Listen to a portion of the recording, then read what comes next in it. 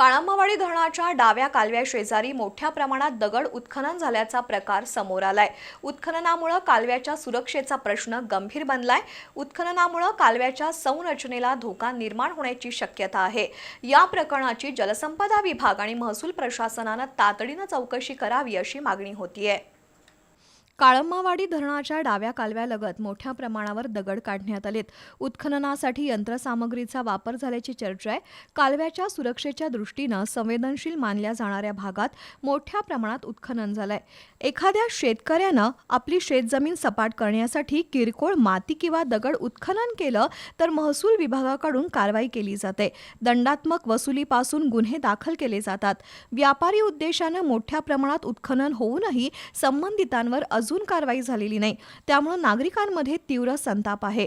शेतकऱ्यांवर नियमांचा बडगा आणि मोठ्या प्रमाणात उत्खनन करणाऱ्यांना मोकळीक का असा संतप्त सवाल विचारला जातोय।